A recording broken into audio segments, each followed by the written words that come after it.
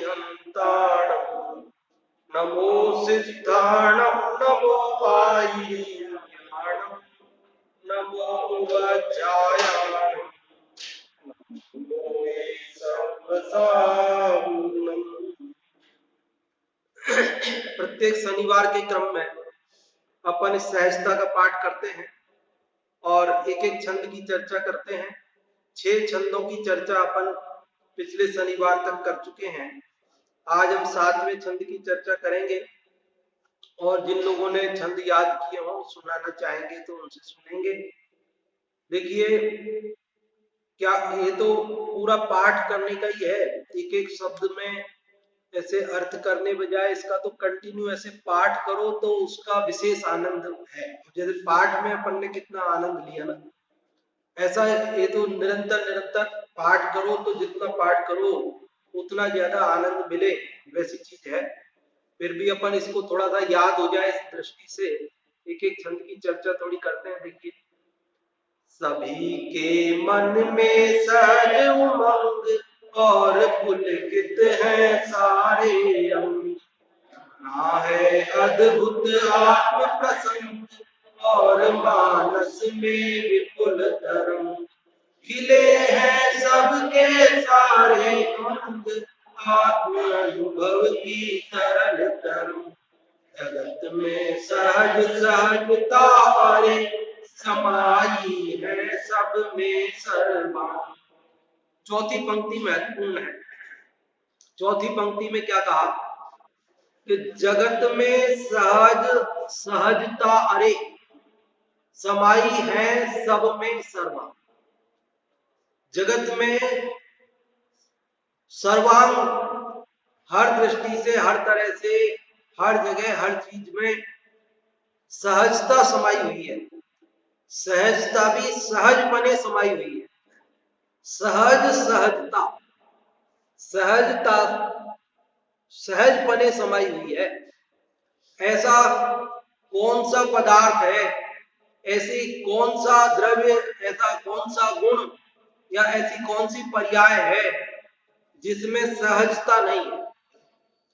जीव, पुद्गल, धर्म, अधर्म, आकाश और काल, ये 6 ही तो द्रव्य है दुनिया में, और है क्या। तो ये सब द्रव्य सहजपने परिणमन कर रहे हैं, कर रहे कि नहीं कर रहे। एक द्रव्य में जो अनंत गुण है वे भी सहजपने परिणमन कर रहे हैं, और एक एक गुण की जो एक एक समय की ऐसी भूत भविष्य वर्तमान के अनंतानंत समयों की अनंतानंती पर्याय हैं, वे भी सहज परिणमन कर रही। और हम जैसे ही असहज होते हैं हमारी शांति भंग हो जाती है, जैसे ही सहज हो जाते हैं तो शांति प्रकट हो जाती है। सहजता एक मुक्ति है। तो जब मुक्ति सहजता है तो मुक्ति का मार्ग असहजता कैसे होगा। मुक्ति में सहजता है कि असहजता है। मोक्ष में सिद्ध परमात्मा सहज है कि असहज है। तो जिस अवस्था में सहजता रहनी है उस अवस्था का जो मार्ग है, उपाय है, वहां भी सहजता होगी। समझ में आ रही बात। मुक्ति का स्वरूप सहज है तो मुक्ति का उपाय भी सहजता है। जो मुक्ति के मार्ग में भी असहजता करता है, चिंता करता है, पर के विकल्प करता है, वे सारे के सारे विकल्प मुक्ति का उपाय नहीं है, उस संसार का कारण है। निर्विकल्प दशा वही मुक्ति का उपाय है। इसलिए यहां पर ये चौथी पंक्ति बहुत महत्वपूर्ण है। जगत में सहज सहजता अरे समाई है सब में सर्वांगीण रूप से सहजता समाई। सभी के मन में सहज उमंग और पुलकित है सारे अंग। अब कवि तो क्या है कि सहजता में मग्न हो गया है, और जब कवि अपनी धुन में रम जाता है ना, तो फिर जो उसके मन में शब्द आए वो सब ऐसा स्वरूप है। जैसे माँ अपने बच्चे के प्रेम में विभोर होती है, तब वह उस बालक को अपनी गोद में उठाकर और जो बोले सो सही है, कि मेरा प्यारा है, मेरा लल्ला है, मेरा जो बोले सो ठीक है। फिर तो ऐसे ही कवि भी सहजता में ऐसे निमग्न हो गए हैं कि वे अपनी सहजता की धुन में लिखते हैं। सभी के मन में सहज उमंग और पुलकित है सारे अंग, बना है अद्भुत आत्म प्रसंग और मानस में विपुल तरंग, खिले हैं सबके सारे अंग आत्म अनुभव की तरल तरंग, जगत में सहज सहजता अरे समाई है सब में सर्वा। इस सभी के मन में सहज उमंग, सहजता को समझने से सहज पने उमंग आती है। मन में सहजता समझ में आ जाए तो मन में उमंग, खुशी होती है और पुलकित सारे अंग, मतलब वह प्रसन्न हो जाता है। सहजता समझ में आ जाए तो पुलकित हो जाते हैं। जिनको क्रमबद्ध पर्याय समझ में आई, झूम उठे, जीवन बदल गया। पहले कुछ मानते थे और फिर कुछ मानने लगे। क्रमबद्ध पर्याय के पहले जीवन आकुलतामय था और क्रमबद्ध पर्याय को समझने के बाद आकुलता समाप्त हो गई। ऐसे ही ये क्रमबद्ध पर्याय जैसी ही सहजता समझना, कि जब तक ये सहजता हमारे समझ में नहीं आए तब तक आकुलता ही आकुलता है, और सहजता समझ में आ जाए तो निराकुलता है। हरे जगत के कैसे भी प्रसंग बने, कुछ भी घटनाएं घटे, कैसा भी परिणमन होवे, लेकिन वो सब एक निश्चित क्रम में हुआ है, सहजपने हुआ है। हमें असहज लग रहा है लेकिन वो असहज है नहीं। हम सोचते हैं कि आज का दिन तो हमारा बेकार चला गया, ये चक्कर तो हमारा बेकार गया। आज तो बेकार कुछ भी नहीं जाता है। अरे आपको ये समझ में आया ना कि बेकार गया, भाई ये समझ में आ गया कि बेकार चला गया, तो बेकार कहां गया? ये समझ में आ गया ना कि बेकार गया। बेकार, एक कवि ने ऐसी भटकना, एक कविता लिखी भटकना, वो हिंदी में हम लोग पहले पढ़ाते थे, अभी तो चलती कि नहीं। अब उसमें एक पंक्ति आती है, ऐसी दो पंक्ति, भटकनों में अर्थ होता है, टूटना कब व्यर्थ होता है, जिंदगी कच्चे घड़े सी है, इसे हर विषम अनुभव आंच देकर पकाता है।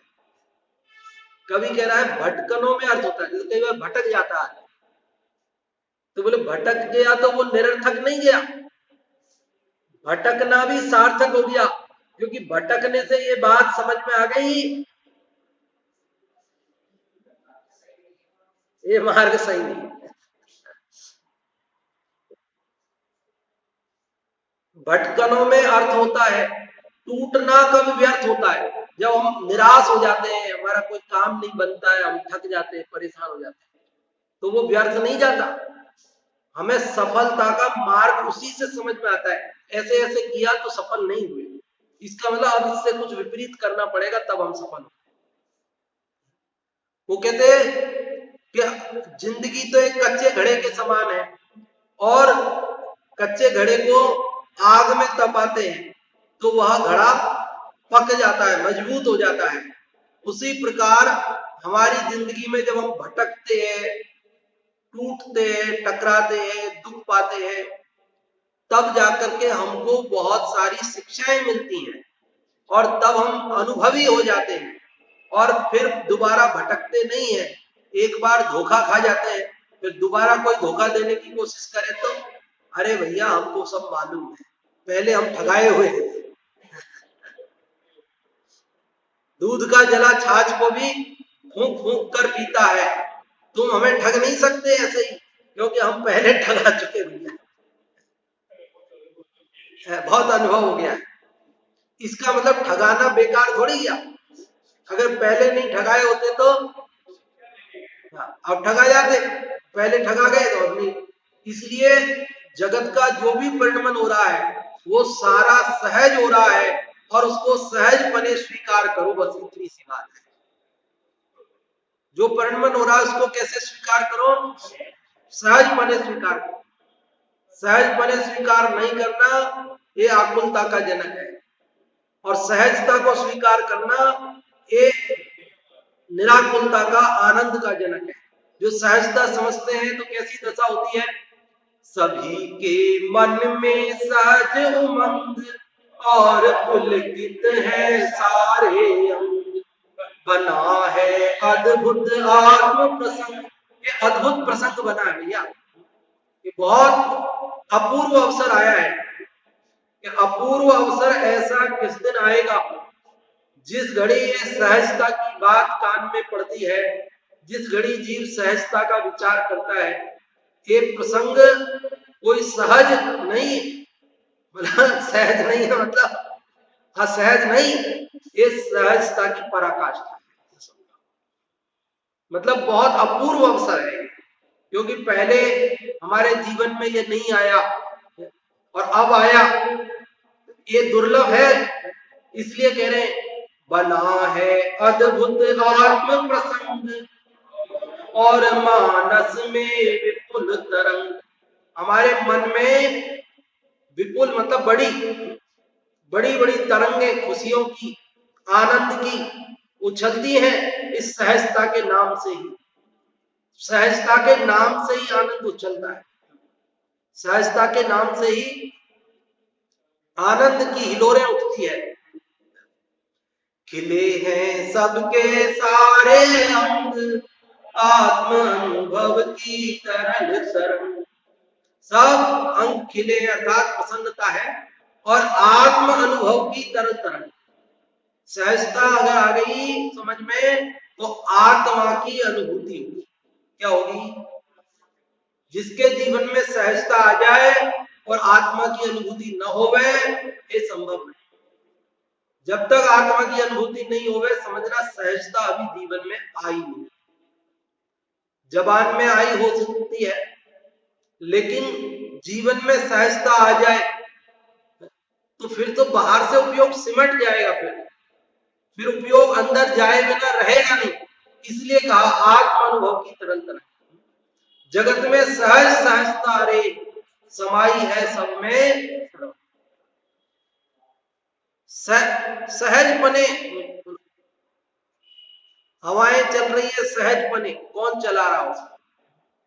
सहज पने पानी बह रहा है, सहज पने पौधे बड़े होते जाते हैं, और सहज पने उनमें अपने समय पर पुष्प आना, फल लगना, सहज पने वो धीरे जिस क्रम में पकना, फिर उसको गिर जाना,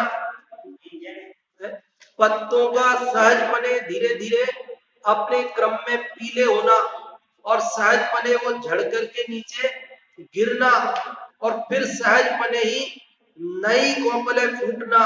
ये सब कौन कर रहा है? कोई असहज है, कोई किसी के करने से हो रहा है? अरे जगत का सारा परिणमन कोई कर नहीं रहा है, कोई आगे पीछे नहीं कर रहा है, कोई मर्जी से अपनी से बदल नहीं सक रहा है। ये सारा का सारा परिणमन कैसा हो रहा है? अपने क्रम में स्वचालित, ऑटोमेटिक, अपने आप। इसलिए इसको सहजपने स्वीकार करके, पर से दृष्टि हटा करके और अपने चैतन्य स्वरूप में दृष्टि जाए तो समझो सच्ची सहजता प्रकट हुई। इस प्रकार से ये सहजता की कुछ बहुत अनूठी चर्चाएं हैं जो अपन आगे बढ़ाएंगे। अभी हम चाहेंगे कि आप लोग सुनाएं, जिन लोगों ने भी छंद याद किए हैं, और जो भी अर्थ बताना चाहते हैं वे अर्थ भी बताएं। आप लोगों में से ये माइक ले लें और भले आज वाले छंद का अर्थ बताएं, पिछले छंद सुनाएं, या जो भी सुनाना चाहते हैं। हाँ, अमीषा सुना रही। हाँ, आप सुनाइए, माइक ले। हाँ, कोई दिक्कत नहीं, जो भी आप सुनाएं।